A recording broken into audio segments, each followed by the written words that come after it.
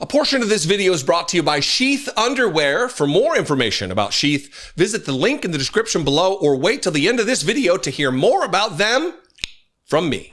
You'd probably go after people like you because you treat me so unfairly. It's hate. You have a lot of hate in your heart. Donald Trump's not beating the allegation that he's a fascist. For all of the hand-wringing and crocodile tears that have been shed over the past few days following Charlie Kirk's assassination, of the right trying to gin up sympathy that Democrats have called them fascists, even though Donald Trump himself has called Kamala Harris and Democrats fascists and scum and enemies from within and a host of invectives that under their logic would cause people to commit violence against Kamala Harris. But he's not beating the allegation of being a fascist. Yesterday on the lawn of the White House, he was asked by Jonathan Karl, a reporter, a storied reporter, a reputable reporter, not a bomb thrower, not some liberal activist reporter, just a run-of-the-mill White House reporter. And Jonathan Karl asked him, this is the question that was offensive, so offensive that Donald Trump launched into a threatening attack against him, threatening the weight and power of the federal government to investigate and come down on him for the question because it was perceived as hateful. This was the hateful question, the unfair, our toddler president marked it.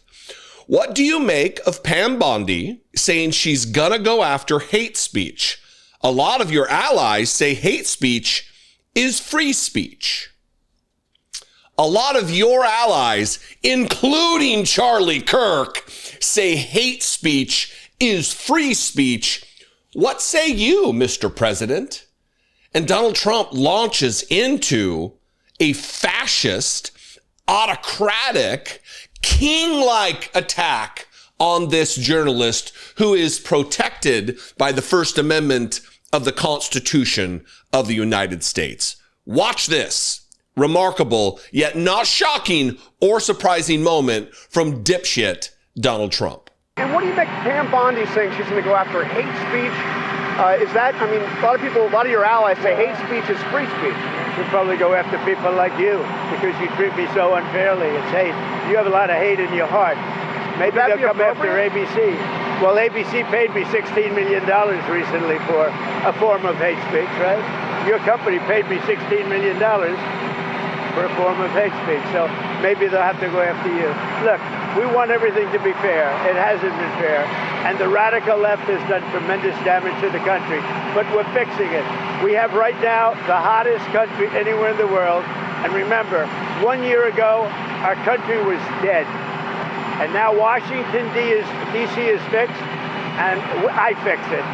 The mayor was fine. The mayor was just fine, okay?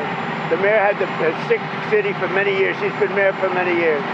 The one that fixed it was me and my people, and it is so safe. You should take your beautiful wife tonight and have dinner down there. You won't be shot. You won't be accosted. You won't even be looked at incorrectly by anybody.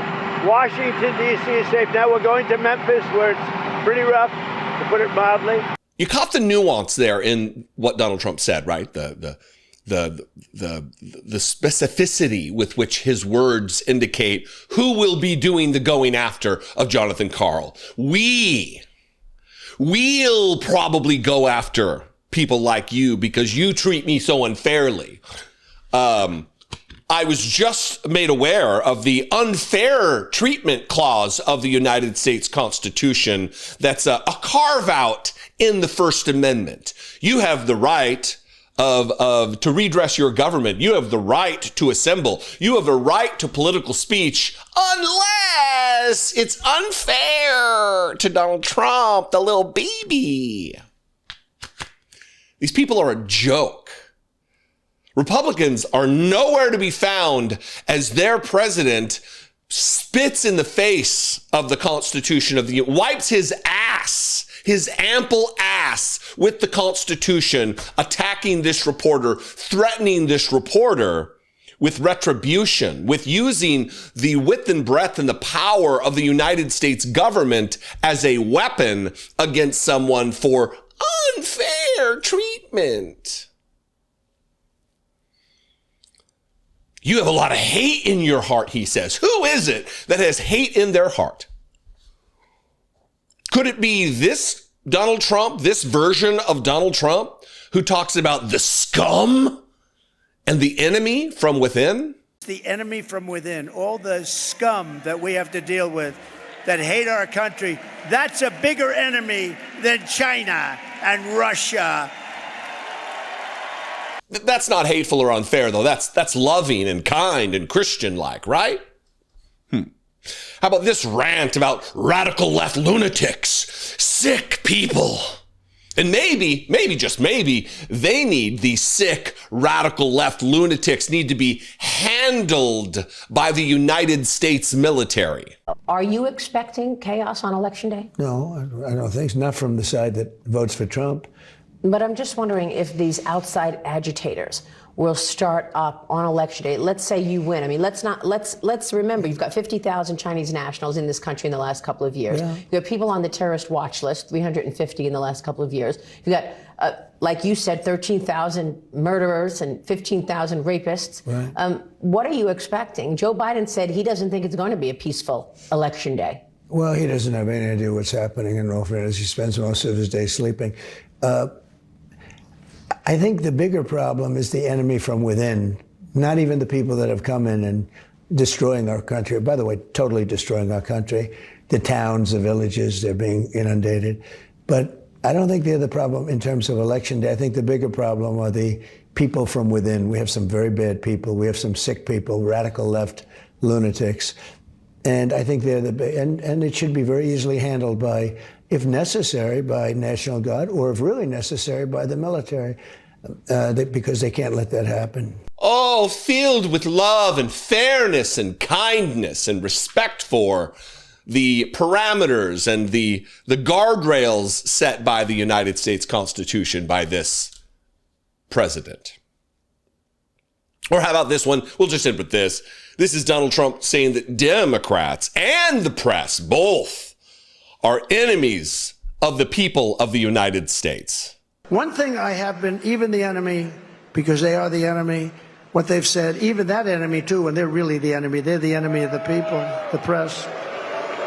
So next time you see a Republican on the news whining like Ryan Zinke was on CNN, whining about, oh, they called him fascist. This is fascist behavior. The dear leader doesn't like what the reporter asked, so he's threatened and attacked.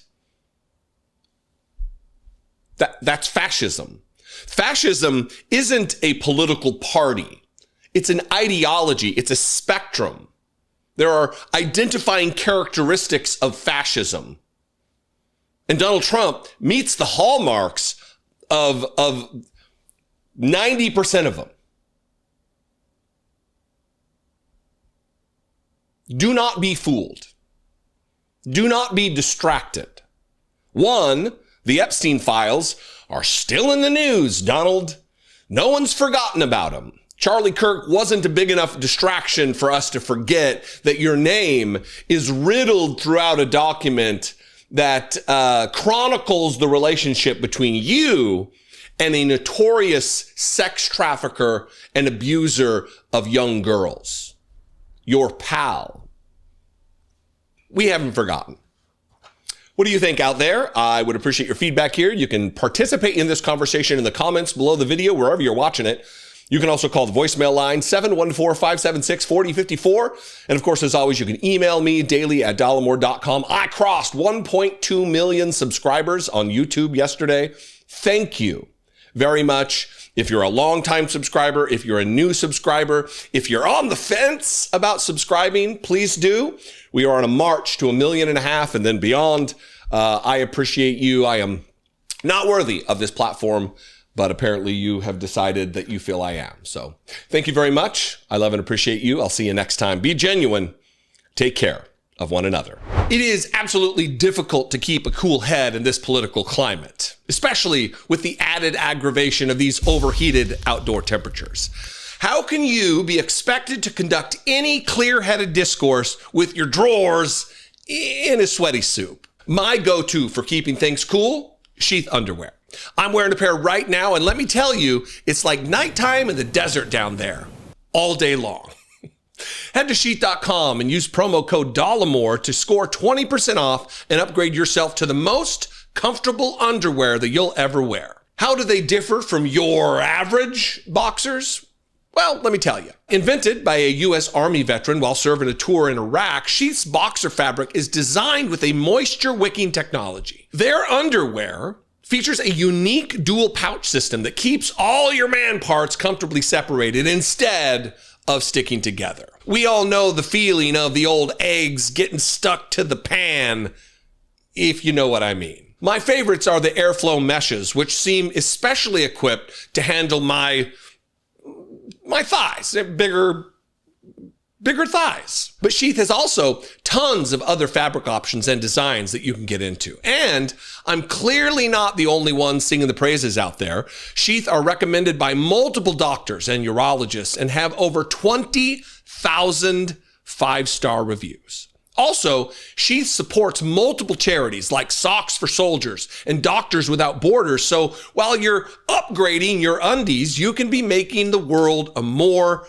upstanding place too. It's tough to focus on draining the swamp when you are swampy mess yourself. Sheath's boxers will help you keep the temperature down by bringing up the level of comfortability. Score 20% off right now at sheath.com and use promo code Dollemore.